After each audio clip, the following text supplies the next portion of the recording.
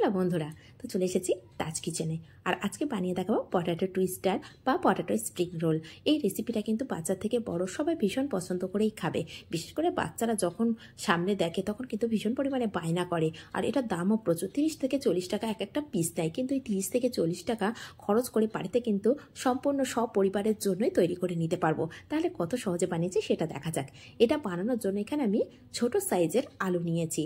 একদম যে ছোট আলু হয় সেটা নয়, তার থেকে একটু বড় সাইজ। এটা মিডিয়ামও বলবো না, ছোট সাইজেরই আলু নিয়েছি। আর আলুটা একটু লম্বা দেখেই নিয়েছি, এতে করে স্প্রিংগুলো দেখতে খুব সুন্দর হবে। তো এখানে একটা কাবাব স্টিক যেগুলো হয় সেই স্টিক নিয়েছি বা কাঠি নিয়েছি। এটার মধ্যে দিয়ে দিলাম, আলুর মধ্যে কাঠিটাকে দিয়ে দিলাম, দিয়ে এখন ছুরি নিয়ে নেবো। ছুরি নিয়ে ঠিক এইভাবে প্রথমে একটু ক্যারাচে করে নিচ্ছি। এটা কিন্তু একটু খেয়াল করলেই নিজেরাই কেটে নিতে পারবেন। আর দেখুন যে জায়গায় দাগটা আছে আমি ঠিক দাগের নিচে থেকে একটু কাটার চেষ্টা করছি। আর খুব ভালো করে দেখানোর চেষ্টা করছি, যারা একদমই না পারবেন সেক্ষেত্রে এইভাবে করে কেটে নেবেন। আর যদি ছুরি দিয়ে না পারেন, অনেক সময় অনেকের হাতের কাছে বটি থাকে, সেটা দিয়ে কেটে নিতে পারেন। তো যার যেটা সুবিধা হয় সেটা দিয়ে কেটে নিতে পারেন। আর আমি খুব ধৈর্য ধরে দেখানোর চেষ্টা করছি। আর এই কাজটা একটু ধৈর্য ধরে করতে হবে। যদি তাড়াহুড়ো করেন সেক্ষেত্রে কিন্তু স্প্রিংগুলো একদম ভালো হবে না। আর যে দাগের নিচে দিয়ে যদি না কাটা হয় সেক্ষেত্রে স্প্রিংটা কেটে যেতে পারে। সেই জন্য খুব খেয়াল করে সাবধানের সাথেই কাটতে হবে। আর একটু খেয়াল করলে বুঝতে পারবেন আমি কিন্তু যে হাতে পটেটোটা ধরে রেখেছি সেই হাতটাই কিন্তু এইভাবে ঘোরাচ্ছি। আর ছুরিটা কিন্তু একই জায়গায় রয়েছে। এই হাত ঘুরিয়ে ঘুরিয়ে সম্পূর্ণ আলুটাকে কিন্তু আমি কেটে নিয়েছি। এখন কেটে নেওয়ার পরে আপনাদেরকে দেখিয়ে দেবো যে কত সুন্দরভাবে এটা স্প্রিং হয়ে যাচ্ছে। তো সম্পূর্ণ কাটাটা আমার হয়ে গেছে। এখন দেখুন এই হাত দিয়ে এইভাবে করে একটু লম্বা করে নিলে স্প্রিংটা একদম রেডি হয়ে যাচ্ছে। আর দেখুন দেখতেই শুধু সুন্দর হয়নি, কত সুন্দর দেখতে হয়েছে। এটা দেখতে যেমন সুন্দর, খেতেও ভীষণ টেস্টি হয়। তো এটাকে নিয়ে আমি জলের মধ্যে ডুবিয়ে রাখছি, যাতে করে এর মধ্যে যে স্টার্চটা আছে সেটা কিন্তু একদমই চলে যাবে।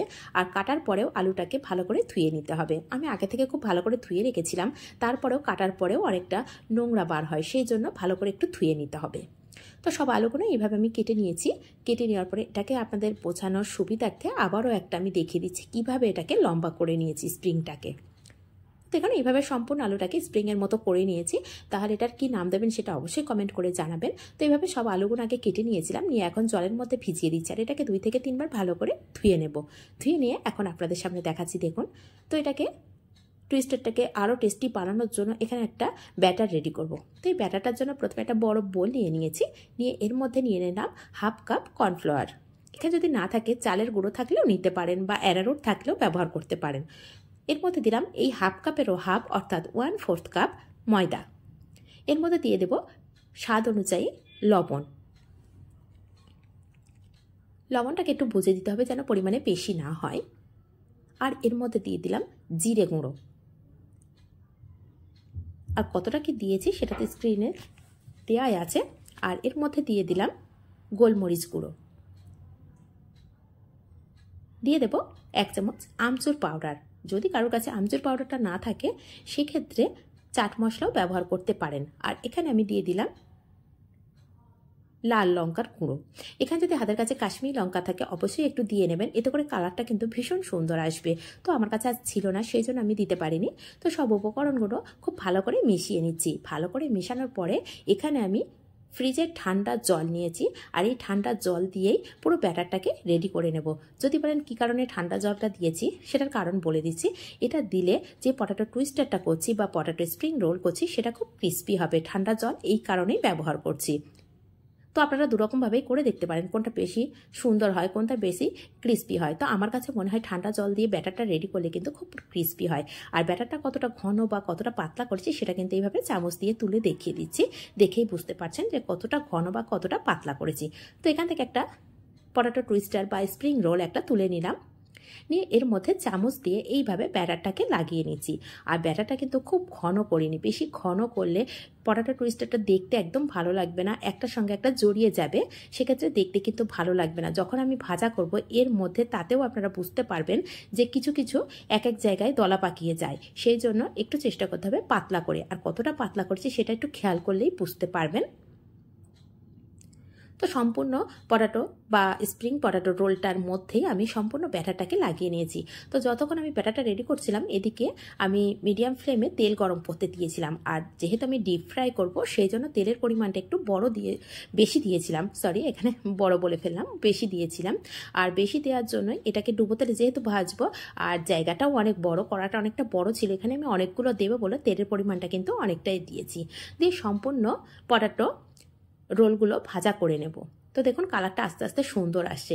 আর বলছিলাম না ব্যাটারটা যদি একটু ঘন হয়ে যায় কী হবে, দেখুন দেখলে একটু বুঝতে পারবেন। কিছু কিছু জায়গায় ব্যাটারটা যেখানে একটু বেশি পড়েছে দেখুন হালকা করে দলা পাকিয়ে গেছে, যেটা লাল হয়েছে একদম সামনেটা দেখলেই বুঝতে পারবেন। সেই জন্য ব্যাটারটাকে একটু পাতলা করার চেষ্টা করবেন যেন খুব বেশি ঘন না হয়।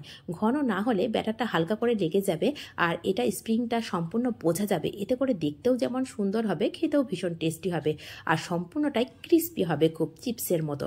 সেই জন্য আর এটাকে মিডিয়াম ফ্লেমে প্রথমে একটু রেখেছিলাম 5 মিনিট মতো, তারপরে হাই ফ্লেমে দিয়ে আমি সম্পূর্ণটাকে ভাজা করে নিয়েছি। আর ভাজতে ভাজতেই নিজেরাই বুঝতে পারবেন যে কতটা ক্রিস্পি হচ্ছে। ঠিক সেই সময় কালারটাকেও সুন্দর হয়ে গেছে, দেখেই বুঝতে পারছেন, আর ভীষণ ক্রিস্পি হয়েছে।